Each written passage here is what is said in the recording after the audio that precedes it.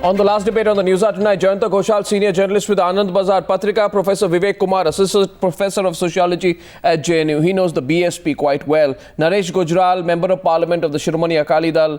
GVL Narasimha Rao of the BJP. My first question is to Abid Rasool Khan of the Congress party, general secretary of the Congress from Hyderabad. Mr. Abid Rasool Khan, the problem is that when you support a party like the Samajwadi Party, you'll have to keep compromising every day. For example, Mr. Abid Rasool Khan, you won't even be able to take a position on communal violence in Uttar Pradesh in the first year of the Akhilesh Yadav government. Even you won't be able to take a position on it. Mr. Abid Rasool Khan, 100 communal clashes in Uttar Pradesh, so many people killed, right? But you will not even be able to take a position on that.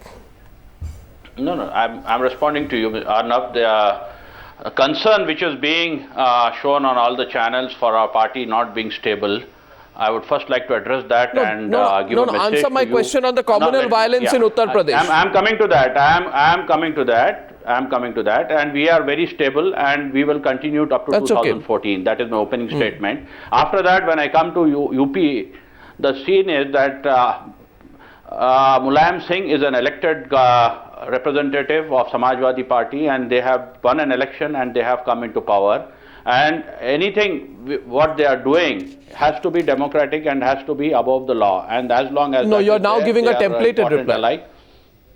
I'm giving a reply. Give me a minute. I'm giving a reply.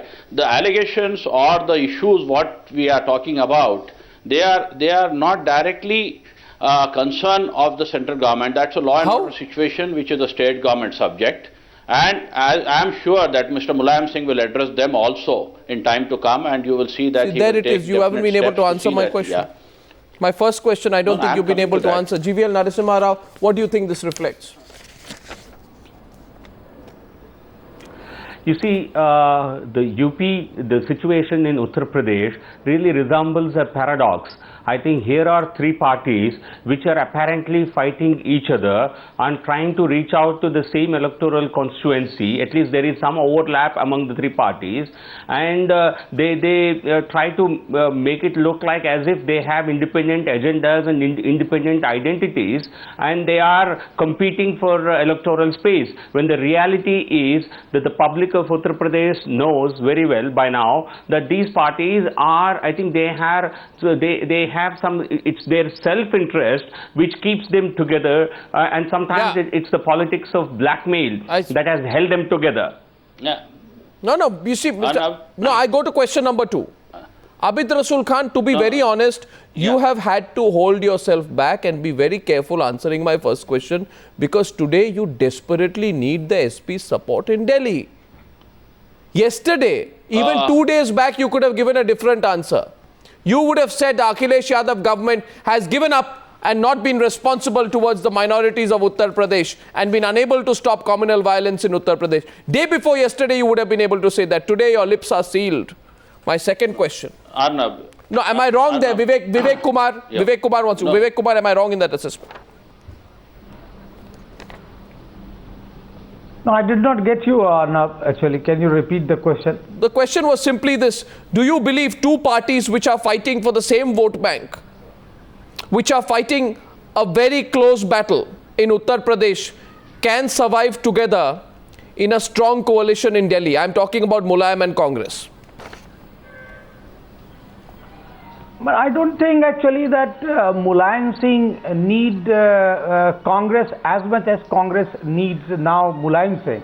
That is foregone conclusion as far as the central government is concerned. But of course, the first question which you ask is much more important, that the communal frenzy which exists in UP, and Congress has not even uttered a single word. Yeah. And they claim that they are a secular government. I do not know, when people say that law and order is a state subject, how they will have been clamping Article 356 in so many states during their time. So I think they have to respond to this question, that, and even Chief Minister of Uttar Pradesh has accepted at least 27 communal riots. Had it happened in somewhere else and BJP ruled state, then what would have happened? I do not know how Congress would have reacted. Mr. Rasool, So I Mr. think Abid it's better Rasool that Khan. Congress reacts at this moment. Yeah. No, Mr. Abid Rasool Khan, you want to respond because I don't think you've been able to take that. Yes. No, I will definitely respond to that. Give me a minute. I was actually listening to a panelist. The point is, the communal riots, what you have been referring to in UP, have been tackled by that government effectively. Effectively? And they have been stopped from spreading. No, Effectively? Yes, effectively by the... yes. Effectively?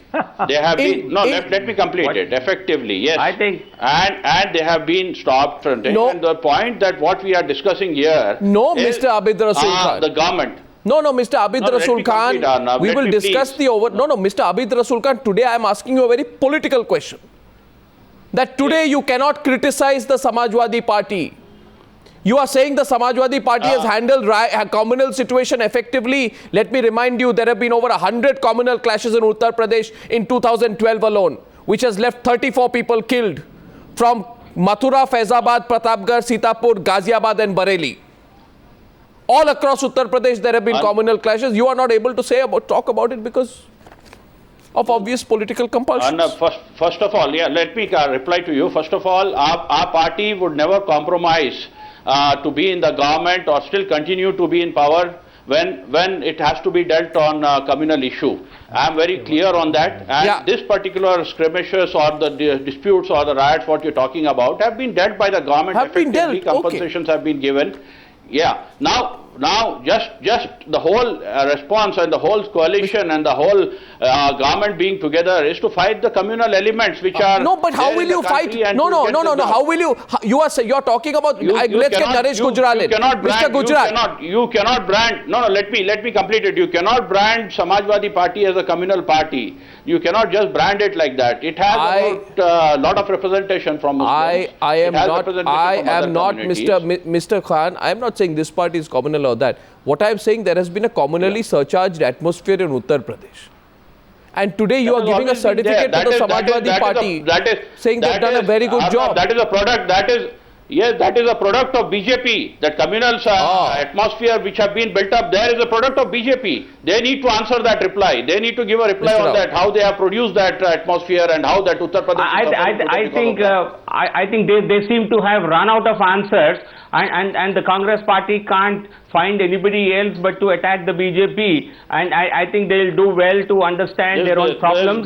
There is no question of attacking the BJP. BJP has a record. BJP has a record of communal violence. You want me to spell them out? It's a shame on you. You want me to spell them out? These issues when the BJP has given the you want me to spell them out? And BJP does not treat different communities or different yardsticks. We were talking about human rights.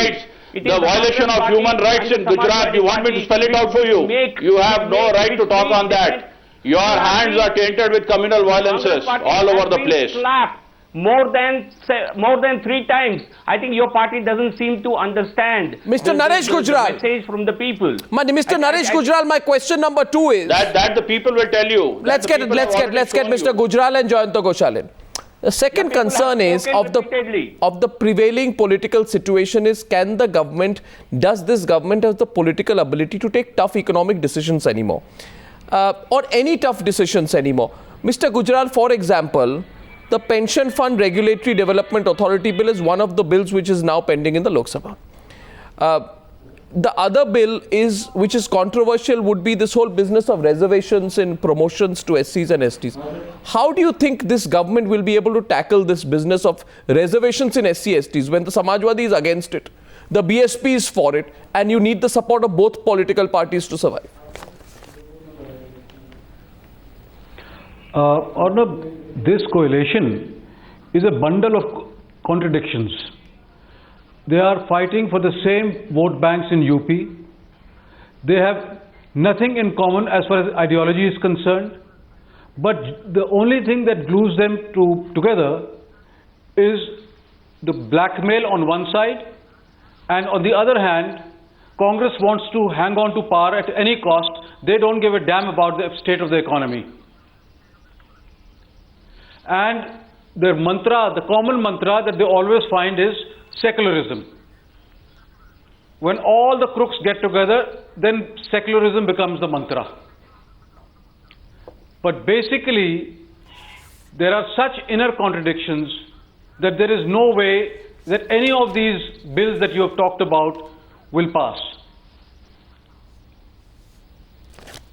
Jayanta Ghoshal, why did the Trinamool Congress, you're an expert in Bengal politics, people were very surprised. You know, there's another concern is that the UPLI knows how to play plug and play politics. This party goes, that party comes, make one party unhappy, make three parties happy. You know, everybody was asking, where did Mamata Banerjee come and support the government on foreign policy today? We thought she was at war with the government. Arnab, actually I think what Mamata has done today, actually she has taken the opportunity because weak Congress suits Mamata.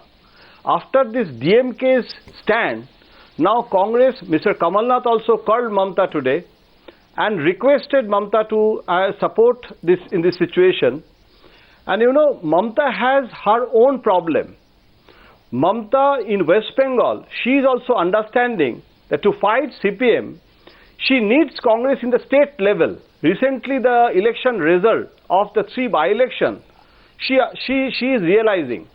And there is a discontent among the urban people against the governance of the Bengal, and she is dependent on so many issues on the government of India, from economic issue to Maoist issue, several issues are there.